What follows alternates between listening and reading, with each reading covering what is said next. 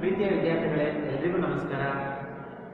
ತಮ್ಮೆಲ್ಲರಿಗೂ 9ನೇ ತರಗತಿ ಗಣಿತ ತರಗತಿಗೆ ಸ್ವಾಗತವನ್ನು ಬಯಸ್ತಾ, ಇಂದಿನ ತರಗತಿಯಲ್ಲಿ ಅಧ್ಯಾಯ 7 ತ್ರಿಭುಜಗಳ ಬಗ್ಗೆ ನಾವು ತಿಳಿದುಕೊಳ್ಳೋಣ.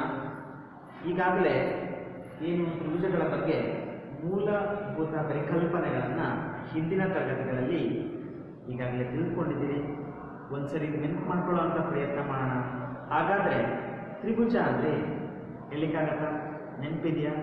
ಎಸ್, ತ್ರಿಭುಜ ಅಂದರೆ 3 ಭಾಗಗಳಿಂದ ಆವೃತ ಆಗಿರುತ್ತೆ, ಹಾಗೆ 3 ಕೋನಗಳನ್ನು ಹೊಂದಿರುತ್ತೆ.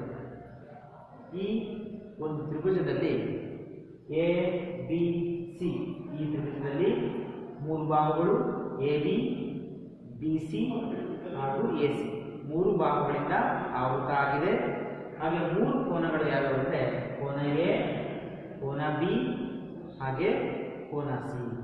ಹಾಗಾದರೆ ಇದನ್ನು ವ್ಯಾಖ್ಯಾನಿಸಬೇಕಾಗತ್ತಾ? ತ್ರಿಭುಜ ಎಂದರೆ ಹೌದು, 3 ಛೇದಿಸುವ ರೇಖೆಗಳಿಂದ ಉಂಟಾಗುವ ಆವೃತ ಆಕೃತಿಯನ್ನು ತ್ರಿಭುಜ ಎನ್ನುತ್ತೇವೆ. ಇಲ್ಲಿ ನೋಡಿ ಮಕ್ಕಳೇ, ಇಲ್ಲಿ ಎ ಬಿ ಇದೆ.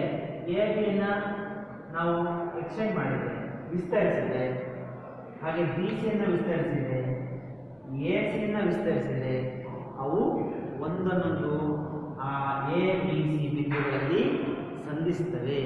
ಇದನ್ನು ಒಟ್ಟಾಗಿ ತ್ರಿಭುಜ ಅಂತ ಕರೀತಾರೆ.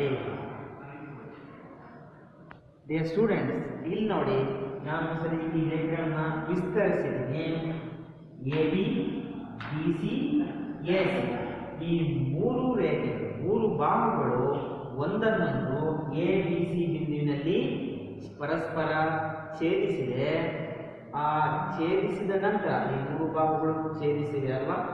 ಛೇದಿಸಿದ ನಂತರ ಈ ಒಂದು ಆವೃತ 3 ರೇಖೆಗಳಿಂದ ಆವೃತ ಪ್ರದೇಶ, ಈ ಜಾಗ ಏನಿದೆ ಇದನ್ನ ಒಟ್ಟಾಗಿ ತ್ರಿಭುಜದ ವಿಸ್ತೀರ್ಣ ಅಂತ ಕರಿತೀವಿ. ಈ ರೇಖೆಗಳಿಂದ ಆವೃತವಾಗಿರುವ ಪ್ರದೇಶ ತ್ರಿಭುಜದ ವಿಸ್ತೀರ್ಣ. ಹಾಗೆ ಈ ರೇಖೆಗಳಿಂದ ಉಂಟಾಗಿರುವ ಆಕೃತಿ ತ್ರಿಭುಜ. ತ್ರಿಭುಜ ಎ ಬಿ ಸಿಯಲ್ಲಿ ನಾವು ಉಳಿದ ಅಂಶಗಳನ್ನು ಗುರುತು ಮಾಡ್ಕೊಳ್ಳೋಣ. ಈಗ ನೋಡಿ, ತ್ರಿಭುಜ ಎ ಬಿ ಸಿಯಲ್ಲಿ ಏನೇನಿದೆ ಹೇಳ್ಬೋದಾ? 3 ಭಾಗಗಳು, 3 ಕೋನಗಳು, ಹಾಗೆ 3 ಶೃಂಗಗಳು. ಎಸ್, ಒಂದನೇ ಅಂಶ ಹೇಳ್ಬೋದಾ? ಆ ಎ ಬಿ ಸಿ ತ್ರಿಭುಜದಲ್ಲಿ 3 ಬಾಹುಗಳಿವೆ. ಯಾವ್ಯಾವುದದು? A B, B C, A C 3 ಬಾಹುಗಳು. ಇದನ್ನ ನೆನಪು ಮಾಡ್ಕೊಳ್ತಾ ಇದ್ದೀವಿ ಅಷ್ಟೇ, ಈಗಾಗಲೇ ನೀವು ಕಲ್ತಿದ್ದೀರಿ. ಎ ಬಿ, ಬಿ ಸಿ ಮತ್ತು ಎ ಸಿ, ಇವು 3 ಬಾಹುಗಳು. ಹಾಗೆ ಎರಡನೇ ಅಂಶ ಯಾವುದು? ಕೋನಗಳು. ಇಲ್ಲಿ ನೋಡಿ, ಬಿ ಕೋನ ಇದೆ, ಸಿ ಕೋನ, ಹಾಗೆ ಎ ಕೋನ. ಈಗ ನೋಡಿ, 3 ಕೋನಗಳಿವೆ. 3 ಕೋನಗಳು ಯಾವ್ಯಾವುದು? ಎ ಕೋನ, ಬಿ ಕೋನ ಮತ್ತು ಸಿ ಕೋನ. ಅಥವಾ ಹೀಗೂ ಬರೀಬಹುದು, ಕೋನಗಳನ್ನು ಇನ್ನೊಂದು ರೀತಿಯಲ್ಲಿ ನಾವು ಗುರುತಿಸಬಹುದು. ನಾನು ಎ ಕೋನವನ್ನು ಕೋನ ಎ ಬಿ ಎ ಸಿ ಅಥವಾ ಕೋನ ಸಿ ಎ ಬಿ ಅಂತ ನಾವು ಬರೀಬಹುದು. ನಾನು ಬರೀತೀನಿ, ಎ ಕೋನವನ್ನು ಕೋನ ಬಿ ಎ ಸಿ ಅಂತಲೂ ಬರೀಬಹುದು. ಅದು ಎ ಕೋನನೇ ಆಗಿರುತ್ತೆ.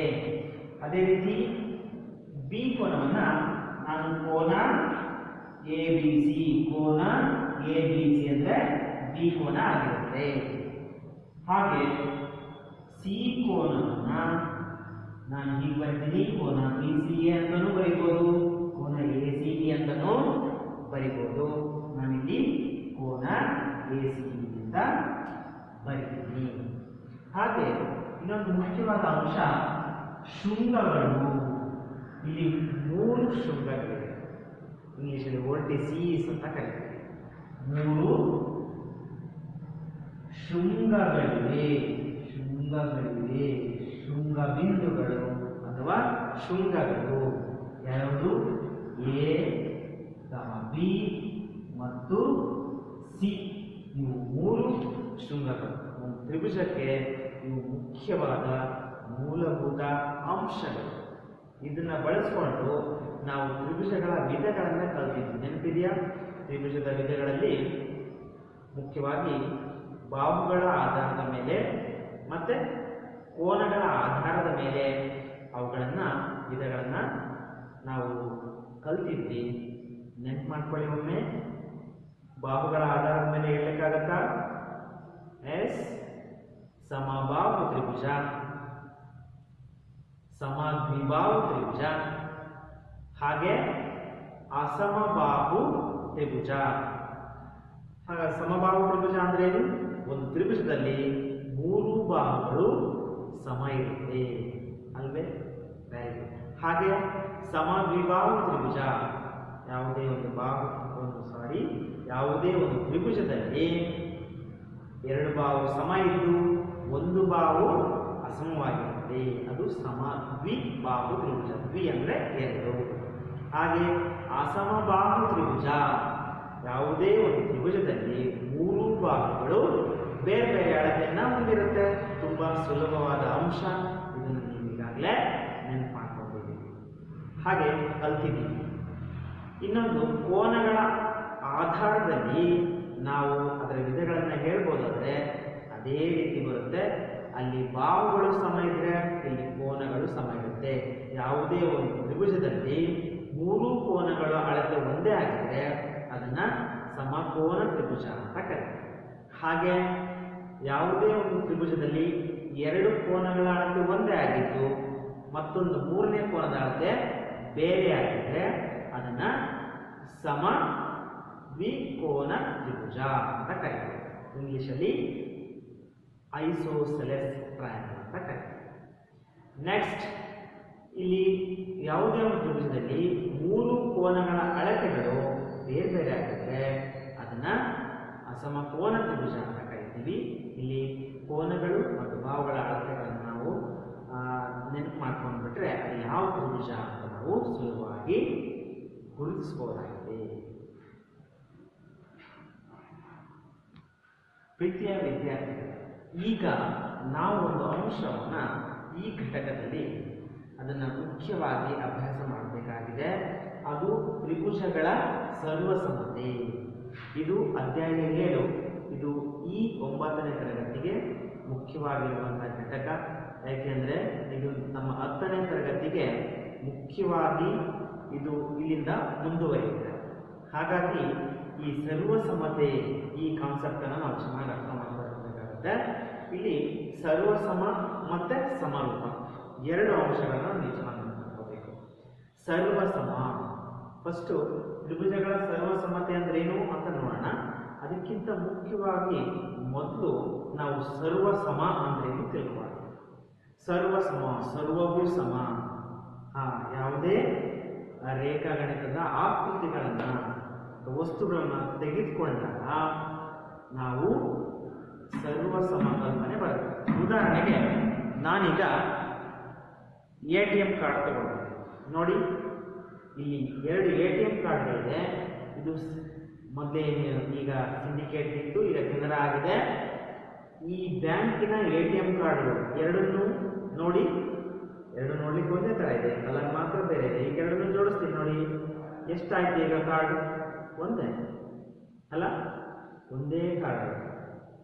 ಈಗ ಯಾವುದೇ ಎರಡು ವಸ್ತುಗಳನ್ನ ರೇಖಾಗಣಿತದ ಆಕೃತಿಗಳನ್ನ ನಾವು ಜೋಡಿಸಿದ್ರೆ ಎಲ್ಲ ಅಂಚುಗಳು ಕೂಡ ಹೊಂದ್ಕೋಬೇಕು. ಅವಾಗ ಇವೆರಡು ಸರ್ವಸಮವಾಗಿವೆ ಅಂತ ಹೇಳ್ತೀವಿ. ಸ್ವಲ್ಪ ಕಲ್ಪನೆ ಅರ್ಥ ಆಗ್ತಾ ಇದೆಯಲ್ಲ? ಎಸ್. ಈಗ ನೋಡಿ, 4 ಬಾಹುಗಳಿದೆ. ಅವು ಕೂಡ ಇದಕ್ಕೆ ಎರಡು ಒಂದಕ್ಕೊಂದು ಹೊಂದಿಕೊಂಡಿದೆ. ಈಗ ನಾನು 2 ನಾಣ್ಯಗಳನ್ನ ತೆಗೆದುಕೊಳ್ತೀನಿ. ಇದು 2 ರೂಪಾಯಿನ 2 ನಾಣ್ಯಗಳು. ಎಷ್ಟಿದೆ? 2 ಇದೆ. ಇವೆರಡನ್ನ ಈಗ ತೆಗೆದುಕೊಂಡು ಬನ್ನಿ. ಈಗ ಎಷ್ಟಾಯಿತು? ಒಂದೇ. ಯಾಕೆ ಒಂದಾಯಿತು? ಎರಡು ನಾಣ್ಯಗಳ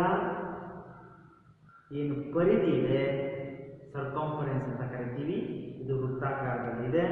ಅವೆರಡೂ ಕೂಡ ಒಂದಕ್ಕೊಂದು ಅಂಚುಗಳು ಹೊಂದ್ಕೊಂಡಿದೆ, ಹಾಗಾಗಿ ಇವು ಸರ್ವಸಮವಾಗಿವೆ. ಎರಡು ನಾಣ್ಯಗಳು ಸರ್ವಸಮವಾಗಿವೆ ಅಂತ ಕರಿತೀವಿ.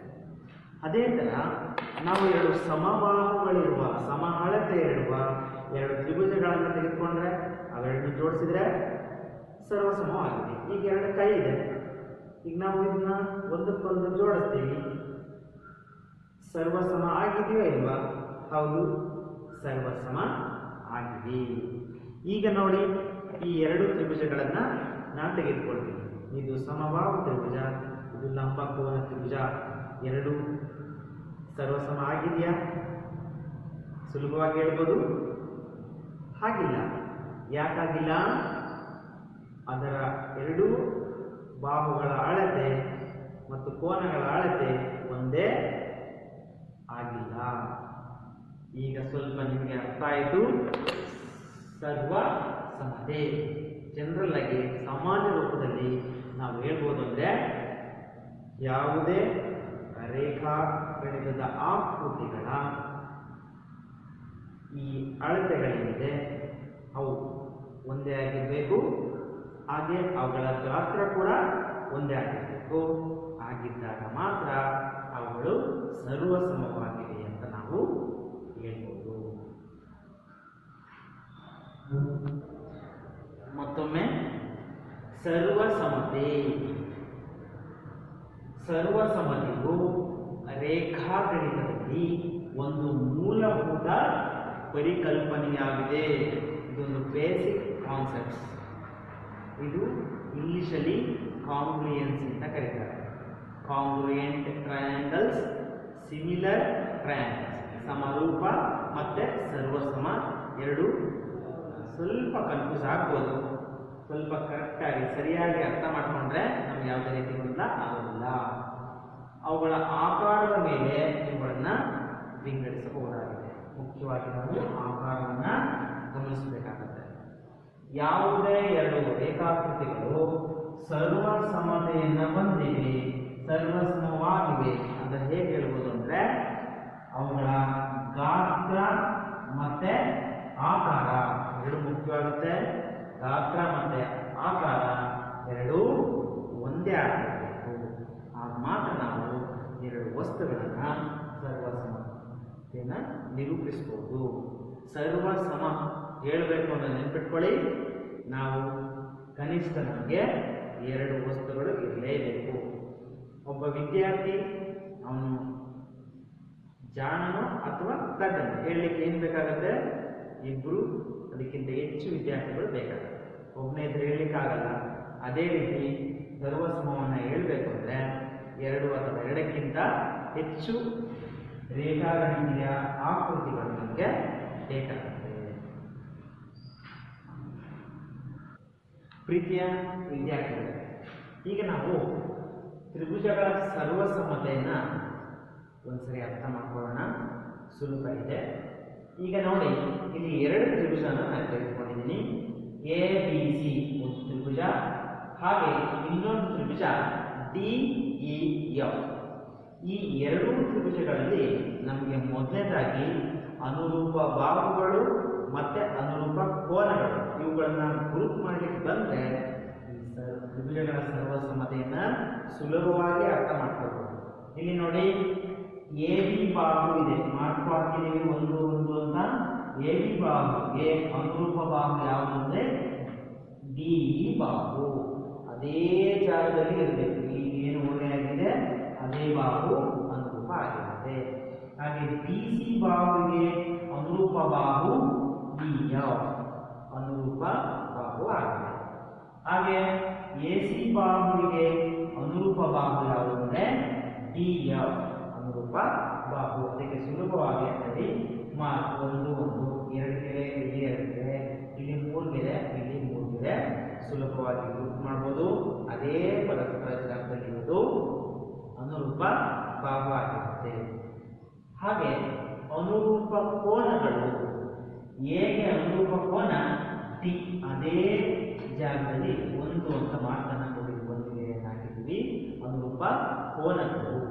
ಹಾಗೆ ಇಲ್ಲಿ ನೋಡಿ ಬಿ ಕೋನಕ್ಕೆ ಅನುರೂಪ ಕೋನ ಈ ಕೋನ ಆಗಿದೆ. ಹಾಗೆ ಸಿ ಕೋನಕ್ಕೆ ಅನುರೂಪ ಕೋನ ಯಾವುದು? ಎಫ್ ಕೋನ. ಇಲ್ಲಿ ಗೆರೆಗಳನ್ನು ನಾವು ಗುರುತು ಮಾಡಿದ್ವಿ. 3 ಗೆರೆಗಳಿಂದ ಕೋನ ಗುರುತು ಮಾಡಿದ್ದೀವಿ. ಹಾಗೆ 2 ಗೆರೆಗಳಿಂದ ಡಿ ಮತ್ತು ಇ ಅನುರೂಪ ಕೋನಗಳನ್ನು ಗುರುತಿಸಿದೆ. ಒಂದು ಗೆರೆಯಿಂದ ಎ ಮತ್ತು ಡಿ ಅನುರೂಪ ಕೋನಗಳನ್ನು ಗುರುತು ಮಾಡಿದ್ದೀವಿ. ಇದರ ಉದ್ದೇಶ ಇಷ್ಟೇ, ನಾವು ತ್ರಿಭುಜಗಳ ಸರ್ವಸಮತೆ ಅಂತ ಹೇಳಬೇಕು ಅಂದರೆ ಯಾವುದೇ 2 ತ್ರಿಭುಜಗಳಲ್ಲಿ ಪರಸ್ಪರ ಅನುರೂಪ ಕೋನಗಳು ಮತ್ತು ಅನುರೂಪ ಬಾಹುಗಳ ಅಳತೆಗಳು ಸಮವಾಗಿದ್ದರೆ ಆ 2 ತ್ರಿಭುಜಗಳನ್ನು ಸರ್ವಸಮವಾಗಿವೆ, ಆ 2 ತ್ರಿಭುಜಗಳು ಸರ್ವಸಮತೆಯನ್ನು ಹೊಂದಿವೆ ಅಂತ ನಾವು ಹೇಳ್ತೀವಿ. ಪ್ರೀತಿಯ ವಿದ್ಯಾರ್ಥಿಗಳೇ, ಆಗಲೇ ಇಲ್ಲಿ 2 ತ್ರಿಭುಜಗಳಲ್ಲಿ ನಾವು ನೋಡಿದ್ವಿ. ABC ಮತ್ತು DEF ಈ ತ್ರಿಭುಜಗಳಲ್ಲಿ ನಾವು ಮುಖ್ಯವಾಗಿ ಅನುರೂಪ ಬಾಹುಗಳು, ಅನುರೂಪ ಕೋನಗಳು ಹಾಗೆ ಅನುರೂಪ ಶೃಂಗಗಳನ್ನು ಗುರುತಿಸೋದನ್ನು ನಾವೀಗಾಗಲೇ ಕಲ್ತ್ಕೊಂಡಿದ್ದೀವಿ. ಅದನ್ನು ನೆನಪು ಮಾಡ್ಕೊಳ್ಳುವಂಥ ಪ್ರಯತ್ನ ಮಾಡೋಣ. ಇಲ್ಲಿ ನೋಡಿ, ತ್ರಿಭುಜ ABC ಮತ್ತು DEFಗಳಲ್ಲಿ, ABC ತ್ರಿಭುಜ ಮತ್ತು DEF ತ್ರಿಭುಜಗಳಲ್ಲಿ ಅನುರೂಪ ಕೋನಗಳು, ಅನುರೂಪ ಬಾಹುಗಳು, ಅನುರೂಪ ಶೃಂಗಗಳು ಹಾಗೆ ಹೇಳಿದ್ವಿ.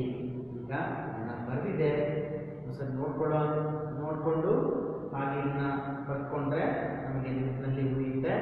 ಈಗ ನೋಡಿ, ತ್ರಿಭುಜ ABC ಮತ್ತು DEFಗಳಲ್ಲಿ ಅನುರೂಪ ಕೋನಗಳು ನೋಡಿ. ಕೋನ ABC ಯಾವುದಕ್ಕೆ ನಾವು ಕೋನದ ಚಿಹ್ನೆ ಹಾಕಿದ್ದೀವಿ, ಆ ಕೋನ ಇಲ್ಲಿ ಮುಖ್ಯ ಆಗುತ್ತೆ. ಕೋನ ABC ಅಂದ್ರೆ ಡಿ ಕೋನ. ಡಿ ಕೋನಕ್ಕೆ ಅನುರೂಪ ಕೋನ ಈ ತ್ರಿಭುಜದಲ್ಲಿ ಈ ಕೋನ ನೋಡಿ. ಕೋನದ ಚಿಹ್ನೆ ಹಾಕಿದ್ದೀವಿ, ಈ ಕೋನ ABCಗೆ ಅನುರೂಪ ಕೋನ DF. ABC ಸಮ DF. ಯಾವಾಗಲೂ ಅನುರೂಪ ಕೋನಗಳು ಸಮವಾಗಿರುತ್ತೆ. ನೆನಪಿಟ್ಕೊಳ್ಳಿ, ಕೋನ BCA ಸಮ ಕೋನ DFD, ಕೋನ BCA ಸಮ ಕೋನ DFD. ಅಂದರೆ ಸಿ ಕೋನ ಮತ್ತೆ ಎಫ್ ಕೋನ. ಇಲ್ಲಿ ಮಾರ್ಕನ್ನು ಹಾಕಿದ್ವಿ, ಅವು ಆ ಕೋನಗಳನ್ನು ಸೂಚಿಸುತ್ತೆ.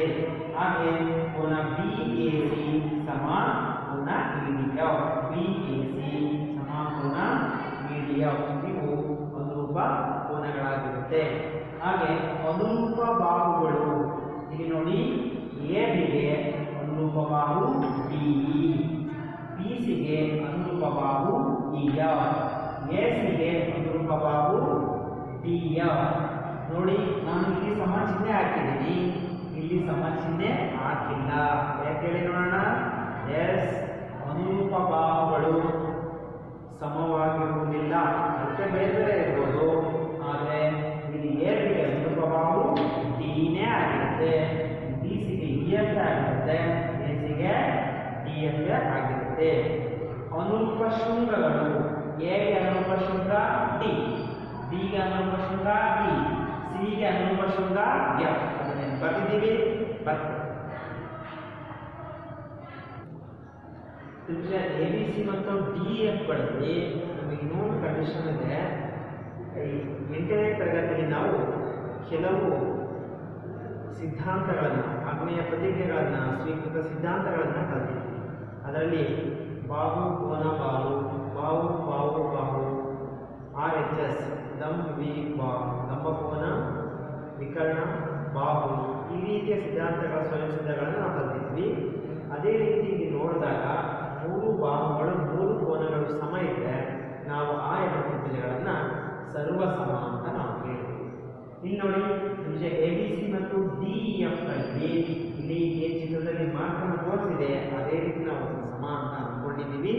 ಇದು ಸಮಬಾಹು ತ್ರಿಭುಜ ಆಗಿರೋದ್ರಿಂದ ಇಲ್ಲಿ ನೋಡಿ, AB ಸಮ DE, BC ಸಮ EF, AC ಸಮ DF. 3 ಬಾಹು ಸಮ ಅಂತ ಬರೆದಿದ್ದೀವಿ.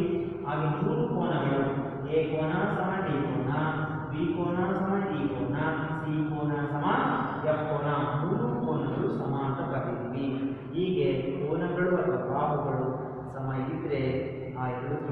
ಕೂಡ ಸರ್ವಸಮವಾಗಿರುತ್ತೆ. ಆದ್ದರಿಂದ ABC ಮತ್ತು DF ತ್ರಿಭುಜಗಳು ಸರ್ವಸಮ. ತ್ರಿಭುಜ ABC ಸರ್ವಸಮ, ತ್ರಿಭುಜ DF ಇದು ಸರ್ವಸಮದ ಚಿಹ್ನೆ. ನೆನಪಿಟ್ಕೊಳ್ಳಿ, ಸರ್ವಸಮ ಚಿಹ್ನೆಯ ರೂಪದಲ್ಲಿ ಬರುತ್ತೆ, ಹೀಗೆ ಬರೀತೀವಿ. ಹೇಳಿಕೆ ರೂಪದಲ್ಲಿ ಬರುತ್ತೆ, ಹೀಗೆ ಬರುತ್ತೆ.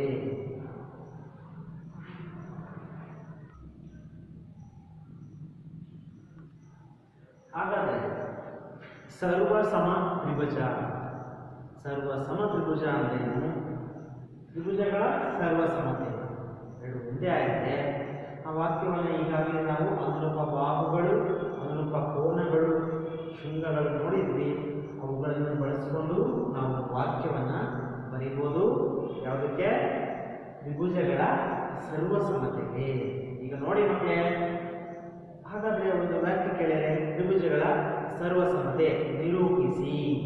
ಇಷ್ಟೇ, ಒಂದು ತ್ರಿಭುಜದ ಎಲ್ಲ ಭಾಗಗಳ ಮತ್ತು ಕೋನಗಳ ಅಳತೆ ಇನ್ನೊಂದು ತ್ರಿಭುಜಕ್ಕೆ ಸಂಬಂಧಿಸಿದ ಅನುರೂಪ ನೋಡೋದು ತುಂಬ ಮುಖ್ಯ. ಅಲ್ಲಿ ಅನುರೂಪ ಬಾಹುಗಳಿಗೆ ಮತ್ತು ಕೋನಗಳಿಗೆ ಸಮವಾಗಿದ್ದರೆ ಆ ಎರಡು ತ್ರಿಭುಜಗಳು ಸರ್ವಸಮವಾಗಿರುತ್ತವೆ.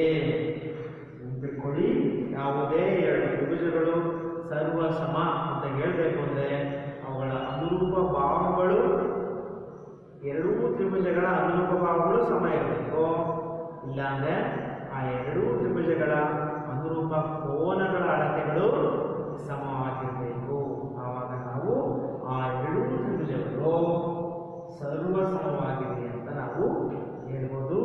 ಅನುರೂಪದ ಚಿಹ್ನೆ ನಾವು ಬರೆದಿದ್ದೀವಿ.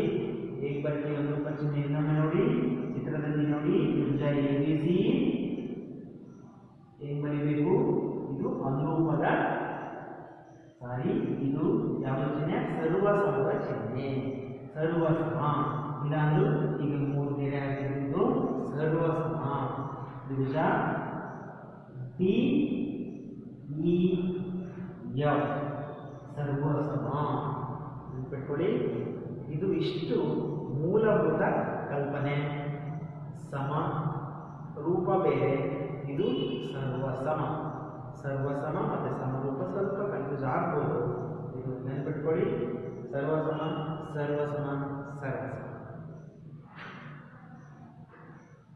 ಪ್ರೀತಿಯ ವಿದ್ಯಾರ್ಥಿಗಳೇ, ಇಲ್ಲಿ ನೋಡಿ, ಆಧಾರ ಪ್ರತಿಜ್ಞೆ 7.1 ಇದು ತ್ರಿಭುಜಗಳ ಸರ್ವಸಮತೆಯನ್ನು ತಿಳಿಸಲಿಕ್ಕಿರೋ ಮೊದಲನೆಯ ನಿಬಂಧನೆಯಾಗಿದೆ. ಮೊದಲನೆಯ ನಿಯಮ ಆಗಿದೆ ಬಾಹು ಕೋನ ಬಾಹು, ಬಾ ಕೋ ಬಾ ಸರ್ವಸಮತೆಯ ನಿಯಮ. ಈಗ ನೋಡಿ, ಒಂದು ಉದಾಹರಣೆ ತೆಗೆದುಕೊಳ್ಳೋಣ. ತ್ರಿಭುಜ ABC ಮತ್ತೆ PQR ಈ ತ್ರಿಭುಜದಲ್ಲಿ ನಾವು ಕೋನ ಮತ್ತು ಬಾಹುಗಳ ಅಳತೆಯನ್ನು ಒಮ್ಮೆ ಗಮನಿಸೋಣ. ಇಲ್ಲಿ ನೋಡಿ, BC ಬಾಹುವಿನ ಅಳತೆಯು QR ಬಾಹುವಿನ ಅಳತೆಗೆ ಸಮ ಇದೆ. ಎರಡು 4 ಸೆಂಟಿಮೀಟರ್ಗೆ ಸಮವಾಗಿದೆ.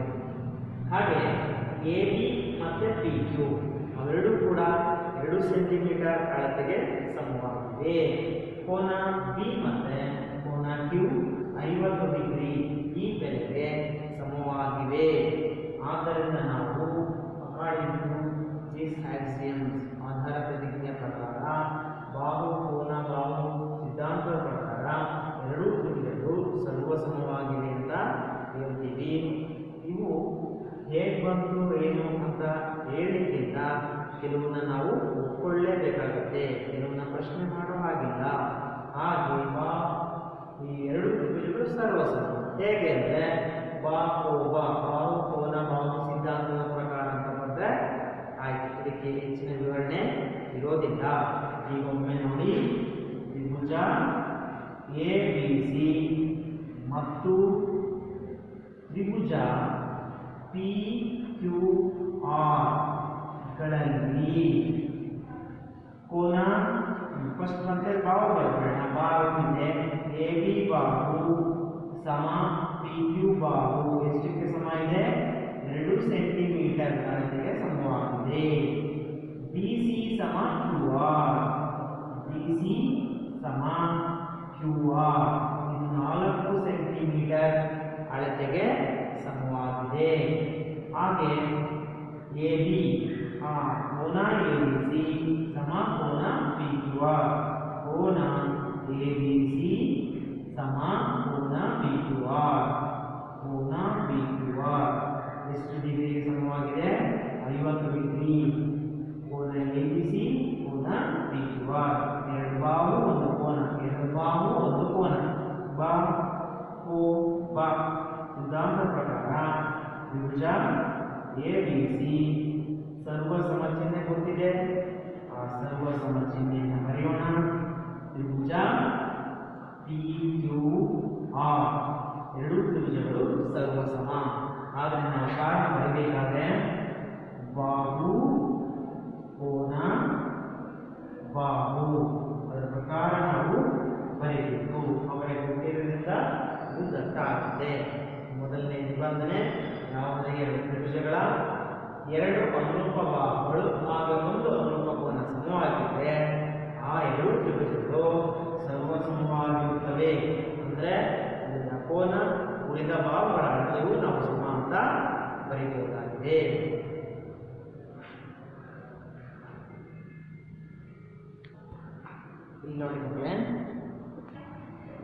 ಇಲ್ಲಿ ನೋಡಿದ್ರೆ ಈ ಸರ್ವಸಮತೆಯ ನಿಯಮವನ್ನ ಈ ರೀತಿ ಹೇಳಿಕೆ ರೂಪದಲ್ಲಿ ನಾವು ಬರೀಬಹುದಾಗಿದೆ. ಒಂದು ತ್ರಿಭುಜದ ಎರಡು ಬಾಹುಗಳು ಮತ್ತು ಅವುಗಳಿಂದ ಉಂಟಾದ ಕೋನವು ಇನ್ನೊಂದು ತ್ರಿಭುಜದ ಅನುರೂಪ ಬಾಹುಗಳು. ಅನುರೂಪ ಪದ ಮುಖ್ಯವಾಗುತ್ತೆ ಇಲ್ಲಿ. ಅನುರೂಪ ಬಾಹುಗಳು ಮತ್ತು ಅವುಗಳಿಂದ ಉಂಟಾದ ಕೋನಕ್ಕೆ ಅನುರೂಪ ಕೋನಕ್ಕೆ ಸಮವಾಗಿದ್ದರೆ ಆ ಎರಡು ತ್ರಿಭುಜಗಳು ಸರ್ವಸಮವಾಗಿರುತ್ತೆ. ಯಾವಾಗ ಸರ್ವಸಮವಾಗಿರುತ್ತೆ? ಅನುರೂಪ ಬಾಹುಗಳು ಅನುರೂಪ ಕೋನಗಳು ಸಮವಾಗಿದ್ದರೆ. ಬಾಹು ಕೋನ ಬಾಹು ಒಂದು ತ್ರಿಭುಜದ ಎರಡು ಬಾಹುಗಳು ಮತ್ತು ಅವುಗಳಿಂದ ಉಂಟಾದ ಒಂದು ಕೋನವು ಇನ್ನೊಂದು ತ್ರಿಭುಜದ ಅನುರೂಪ ಬಾಹುಗಳು ಮತ್ತು ಅವುಗಳಿಂದ ಉಂಟಾದ ಕೋನಕ್ಕೆ ಸಮವಾಗಿದ್ದರೆ ಆ ಎರಡು ತ್ರಿಭುಜಗಳು ಸರ್ವಸಮವಾಗಿರುತ್ತೆ. ಇದನ್ನು ಬರ್ಕೊಳ್ಳಿ. ತುಂಬ ಮುಖ್ಯವಾದಂತಹ ನಿಯಮ ಇದಾಗಿದೆ.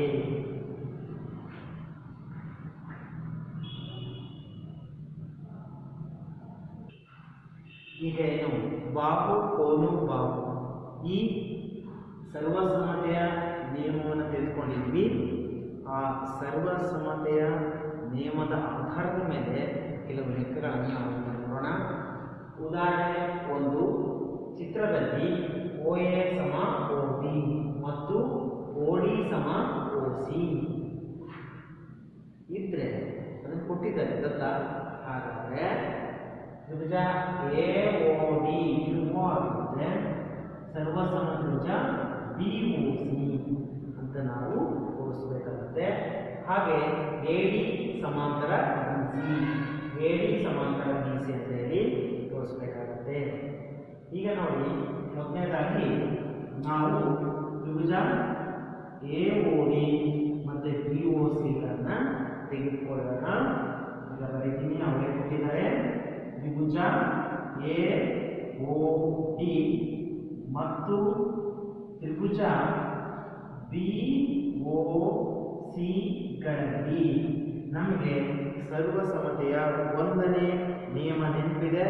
ಬಾಹು ಕೋನ ಬಾಹು ಅಷ್ಟನ್ನು ಮಾತ್ರ ನಾವು ಗಮನಿಸಬೇಕಾಗುತ್ತೆ. ಇಲ್ಲಿ ತ್ರಿಭುಜದಲ್ಲಿ OA ಸಮ OB ಬರ್ತೀವಿ. OA ಸಮ OB ನೋಡಿ, OA ಸಮ OB ಹೇಗೆ ಬರ್ತೀವಿ? ಆಗಲೇ ಅವರು ಕೊಟ್ಟಿದ್ದಾರೆ ದತ್ತ. ಅವೇನು ಕೊಟ್ಟಿರ್ತಾರೆ ಪ್ರಶ್ನೆಯಲ್ಲಿ ಅದು ದತ್ತ ಆಗಿರುತ್ತೆ. ಅದನ್ನ ಹೇಗಿದೆಯೋ ಹಾಗೆ ಬರೆಯೋಣ. ಚಿತ್ರದಲ್ಲೂ ಕೂಡ ನಾವು ಗುರುತು ಮಾಡ್ಕೊಂಡಿದ್ವಿ.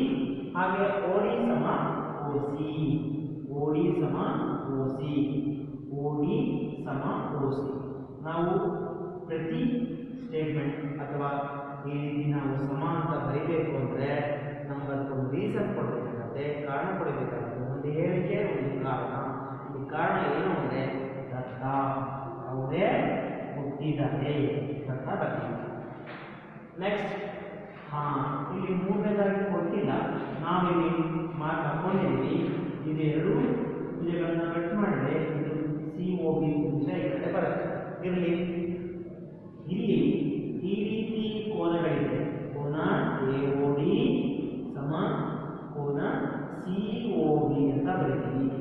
ಏಕೆ ಇವೆರಡು ಕೋನಗಳು ಸಮ ಅಂದರೆ ಆ ಕೋನಗಳನ್ನು ನೀವು ಗುರುತಿಕ್ಕಾಗತ್ತಾ? ನಾವು ಆಗಲೇ 8ನೇ ತರಗತಿಯಲ್ಲಿ ಅವನ್ನ ಕಲ್ತಿದ್ದೀವಿ. ಈ ರೀತಿ ಇದ್ರೆ ಅವು ಶೃಂಗಾಭಿಮುಖ ಕೋನಗಳು. ಈ ಎರಡೂ ತ್ರಿಭುಜಗಳ ಶೃಂಗಗಳು ಒಂದಕ್ಕೊಂದು ಅಭಿಮುಖವಾಗಿವೆ, ಆದ್ದರಿಂದ ಅವು ಶೃಂಗಾಭಿಮುಖ ಕೋನಗಳು. ಅರ್ಥ ಆಯ್ತಲ್ವಾ? ಶೃಂಗಾಭಿಮುಖ ಕೋನ. ನಾವೀಗ ಕೋನವನ್ನು ಬರೆಯೋಣ. ತ್ರಿಭುಜ AOD ಯಲ್ಲಿ ಕೋನ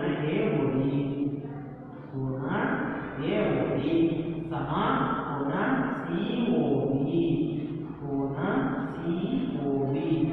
ಎಂಥ ಕೋನಗಳು? ಶೃಂಗಾಭಿಮುಖ ಕೋನಗಳು. ಶೃಂಗಾಭಿಮುಖ ಕೋನಗಳು ಮುಖ್ಯವಾಗಿ ಬರೀಬೇಕು. Vertically opposite angles. ಈಗ ನೋಡಿ, ಎರಡು ಬಾಹು ಒಂದು ಕೋನ ಸಮವಾಗಿದೆ. ನಮಗೆ ನಿಬಂಧನೆ 1ರ ಪ್ರಕಾರ ಹಾಗಾದ್ರೆ ಎರಡು ತ್ರಿಭುಜಗಳು ಏನಾಯಿತು? ಸರ್ವಸಮ. ಎರಡು ತ್ರಿಭುಜಗಳು ಸರ್ವಸಮವಾಗಿವೆ. ಆದ್ದರಿಂದ ಬರೆಯೋಣ. ತ್ರಿಭುಜ AOD ಸರ್ವಸಮ ತ್ರಿಭುಜ POC. ಈ ಬರ್ತಕ್ಕ ನಾವು ಹೇಗೆ ಬರ್ತೀವಿ ಅಂತಲೂ ಇಲ್ಲಿ ಹೇಳಬೇಕು. ಏಕೆ ಹೇಳಿ? ಬಾಹು ಕೋನ ಬಾಹು ಸಿದ್ಧಾಂತದ ಪ್ರಕಾರ, ಬಾಹು ಕೋನ ಬಾಹು ಸಿದ್ಧಾಂತದ ಪ್ರಕಾರ ಕೊಟ್ಟಿರುವ ಎರಡು ತ್ರಿಭುಜಗಳು ಯಾವ್ಯಾವು? ತ್ರಿಭುಜ AOD ಸರ್ವಸಮ ತ್ರಿಭುಜ POC. Very simple, very easy. ಗೊತ್ತಾಗುತ್ತಲ್ಲ? ತುಂಬ ಸರಳ. ಇದನ್ನು ನಾವು ಮೂಲಭೂತ ಕಲ್ಪನೆಗಳನ್ನು ಸರಿಯಾಗಿ ಅರ್ಥ ಮಾಡಿಕೊಂಡಿದ್ಯಾ ಇಂತಹ ಲೆಕ್ಕಗಳನ್ನು ಸುಲಭವಾಗಿ ನಾವು ಮಾಡಬಹುದಾಗಿದೆ. ಈಗ ನೋಡಿ, ಈಗ ಮುಗಿದೋಯ್ತಾ? ನಾವೀಗ 1ನೇದನ್ನ ಪ್ರೂವ್ ಮಾಡಿದ್ವಿ, ತೋರಿಸಿದ್ವಿ. ಈಗ 2ನೇ ಪ್ರೂವ್ ಮಾಡಬೇಕು. ಹೇಗೆ ಮಾಡಬೇಕು? AD ಸಮಾಂತರ BC. ಅದನ್ನೇ ತೋರಿಸೋಣ. ಅದು ತುಂಬ ಸರಳ. ಈಗ ನೋಡಿ, ತ್ರಿಭುಜ AOD ಮತ್ತೆ POC. ಈ AD ಸಮಾಂತರ BC ಆ ಎರಡು ತ್ರಿಭುಜಗಳಿಗೆ ಸಂಬಂಧಪಟ್ಟಿದೆ. ಈ ಎರಡು ತ್ರಿಭುಜಗಳಿಗೆ ನಾವು ಹೋಲಿಕೆ ಮಾಡಿದ್ರೆ ಅವೆರಡು ತ್ರಿಭುಜಗಳನ್ನು ತೆಗೆದುಕೊಂಡ್ರೆ AD ಮತ್ತೆ BC ಬಾಹುಗಳಾಗಿದೆ. ಇಲ್ಲಿ ಎರಡು ತ್ರಿಭುಜಗಳ ಬಾಹು ಕೋನ ಬಾಹು ಸಿದ್ಧಾಂತದ ಪ್ರಕಾರ ಸರ್ವಸಮವಾಗಿರುವುದರಿಂದ ಉಳಿದ ಕೋನಗಳು ಉಳಿದ ಬಾಹುಗಳು ಕೂಡ ಸಮ ಇರುತ್ತೆ. ಹಾಗಾದ್ರೆ ನಾನು ಇಲ್ಲಿ ನೋಡಿ OAD ಕೋನ OAD ಸಮ ಕೋನ OBC ಬರೆದಿರ್ತೀನಿ. ಹಾಗೆ ಕೋನ D ಮತ್ತೆ ಕೋನ C ಸಮ ಬರೀತೀನಿ. ಯಾಕೆ? ಅವು ಎಂತ ಕೋನ ಆಗುತ್ತೆ? ಎಲ್ಲಿಕ್ಕಾಗತ್ತಾ? ಅವು ಪರ್ಯಾಯ ಕೋನಗಳು, ಆಲ್ಟರ್ನೇಟ್ ಆಂಗಲ್. ಈ Z ಆಕಾರ ತೆಗೆದುಕೊಂಡ್ರೆ ಈ ಕಾರ್ನರ್ ಏನಿದೆ, ಈ ಮೂಲೆಯಲ್ಲಿರುವ ಕೋನಗಳೇ ಪರ್ಯಾಯ ಕೋನಗಳು. ಇನ್ನೊಂದು Z ಆಕಾರ ಇದೆ ನೋಡಿ, ಈ ಚುಕ್ಕಿಟ್ಟಿದ್ದೀನಿ, ಅವು ಕೂಡ ಪರ್ಯಾಯ ಕೋನಗಳಾಗಿರುತ್ತೆ. ಎಲ್ಲಿ ಪರ್ಯಾಯ ಕೋನಗಳಿರುತ್ತೋ ಅಲ್ಲಿ ಸಮಾಂತರ ರೇಖೆಗಳು ಇದ್ದೇ ಇರುತ್ತೆ. ಆದ್ದರಿಂದ ನೀವು ಪರ್ಯಾಯ ಕೋನಗಳಾಗಿರೋದ್ರಿಂದ AD ಸಮಾಂತರ BC ನಾವು ಬರೆಯಬಹುದಾಗಿದೆ. ಈಗ ಬರೆಯೋಣ. ಇಲ್ಲಿ ಈ ಕೋನಗಳನ್ನು ಬರೆಯೋಣ. ಕೋನ OAD ಕೋನ OAD ಸಮ ಕೋನ OBC ಕೋನ OBC. ಹಾಗೆ ಬರೀತೀನಿ ಕೋನ ODA ಕೋನ ODA ಸಮ ಕೋನ OCB ಕೋನ OCB. ಎಂಥ ಕೋನಗಳು? ಪರ್ಯಾಯ ಕೋನಗಳು. ಈ ಪರ್ಯಾಯ ಕೋನಗಳು ಹೇಗೆ ಬಂತು? ಸರ್ವಸಮತೆಯ ಲಕ್ಷಣ ಹಾಗೂ ಬರೆಯುವುದು. ಸರ್ವ ಸಮತೆಯ ಲಕ್ಷಣ. ಒಂದ್ಸರಿ ನಾವು ಆ ತ್ರಿಭುಜ ಸರ್ವ ಸಮತೆ ಅಂತ ಪ್ರೂವ್ ಮಾಡಿಬಿಟ್ರೆ ನಾವು ಈ ಪರ್ಯಾಯ ಕೋನಗಳನ್ನು ತೆಗೆದುಕೊಂಡು ಸರ್ವ ಸಮತೆಯ ಲಕ್ಷಣದ ಆಧಾರದ ಮೇಲೆ ಬರ್ಬೋದು.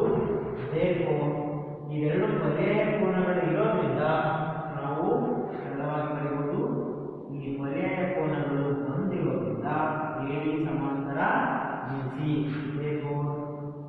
AD ಸಮಾಂತರ BC ಬರೆಯಬಹುದಾಗಿದೆ. ಇದು ಯಾಕೆ ಇಲ್ಲಿ ಬಂದಿದೆ? ಇವೆರಡೂ ಕೂಡ ಪರ್ಯಾಯ ಕೋನಗಳಾಗಿರೋದ್ರಿಂದ AD ಸಮಾಂತರ BC. ತುಂಬ ಸುಲಭ ಇದೆ ಮಕ್ಕಳೇ, ಇದನ್ನು ಬರ್ಕೊಳ್ಳಿ, ಮನೆಯಲ್ಲಿ ತುಂಬ ಚೆನ್ನಾಗಿ ಅಭ್ಯಾಸ ಮಾಡಿ ಒಳ್ಳೆಯ ಅಂಕಗಳನ್ನು ಗಳಿಸಿ. All the best. ಎಲ್ರಿಗೂ ನಮಸ್ಕಾರ. Thank you.